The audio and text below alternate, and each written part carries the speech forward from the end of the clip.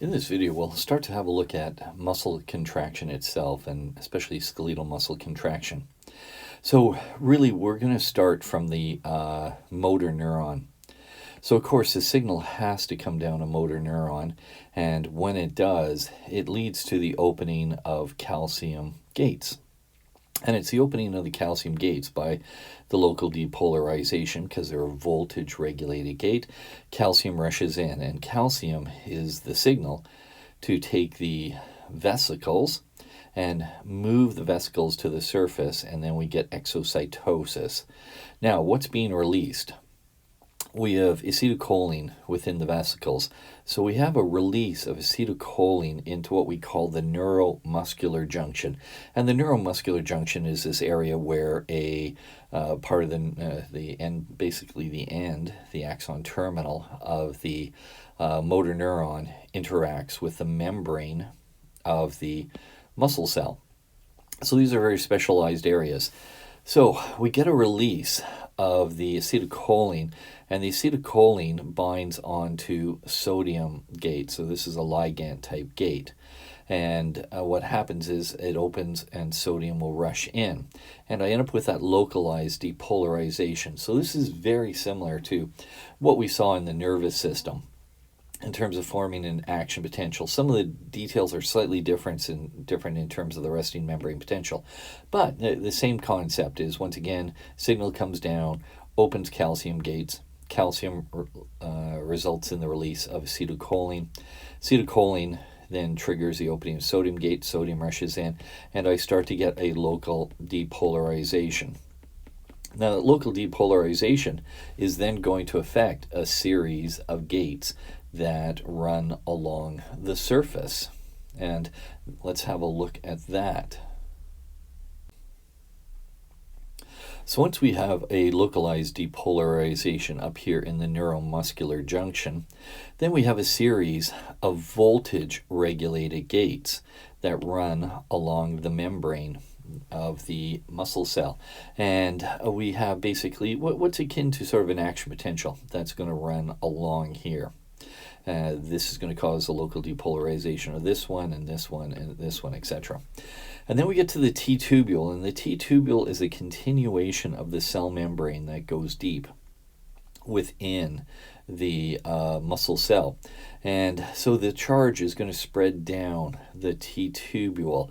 Now remember, the T-tubule, here's the T-tubule, is part of a structure that we call the triad. And the triad is a terminal cisternae on one side, a second terminal cisternae, and a T-tubule. So the signal is going to be propagated down the T-tubule, and this results in the opening of calcium channels in the sarcoplasmic reticulum.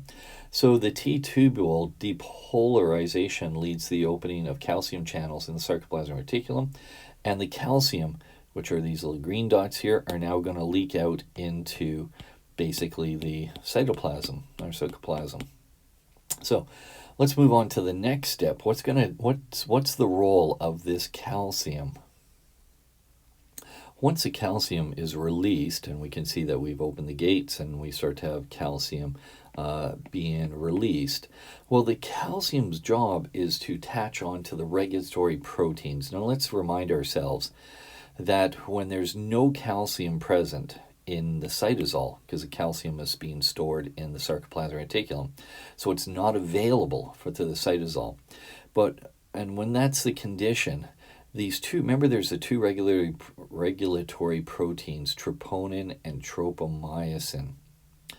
And they're blocking the binding sites on the actin, because the myosin head would love to bind onto these sites and then basically pull against them. And we end up with sliding of the filaments in opposite directions, which is part of muscle contraction. But under conditions where the muscle's at rest, these regulatory proteins are sitting on top of that binding site, so that cannot happen. There's no way that myosin can bind onto actin because the sites are bound. Now, when that signal does come down the T-tubule, as I said, we have the opening of calcium gates in the sarcoplasmic reticulum, and calcium is released.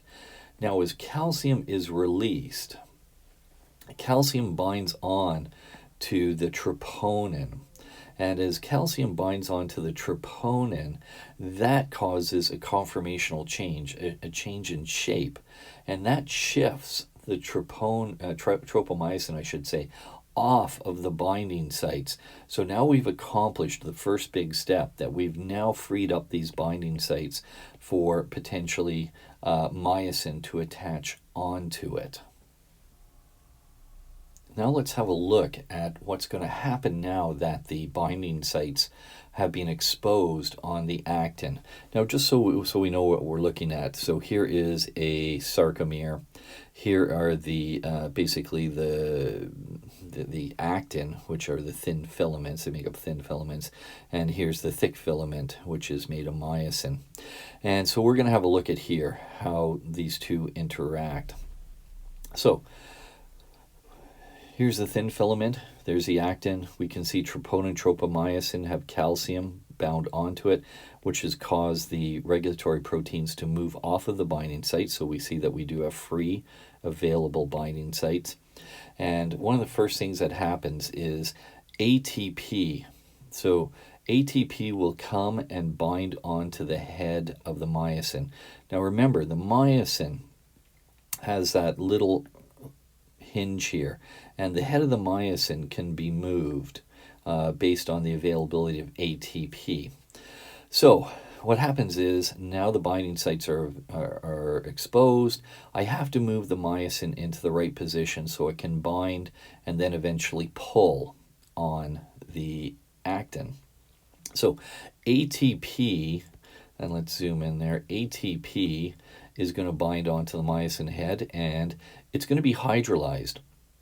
So I'm going to pull a phosphate off the ATP, and that moves the head into the open position. And it's often called the cocked position, because it's like pulling back when you cock a gun. You pull back the trigger of the cocking mechanism on the gun. So ATP hydrolyzes the myosin head and moves it into the right position. Now that's in the right position, the myosin will bind onto the actin at the available binding site. And notice I still have the ADP and the ADP and a phosphate still remaining there. Now I have to get this head to move this way, because once it binds on and it moves this way, it's going to cause the filaments to slide in opposite directions. So the myosin head has bound onto the actin, and now what happens is the myosin is going to undergo what we call the power stroke. And the power stroke happens when the phosphate detaches from the myosin head, and the myosin pulls the actin towards the center of the sarcomere. Now at the end of the power stroke, ADP leaves. So once again, I've used ATP to move the myosin head in position. It now binds. I'm going to pull off the phosphate. And when I do, this is going to move forward, but it's going to be attached here. So that's going to pull the filament with it. So this is the power stroke. Going from here to there is the power stroke. The initiation of the power stroke was pulling off the phosphate, but at the end of the power stroke, the ADP is now released.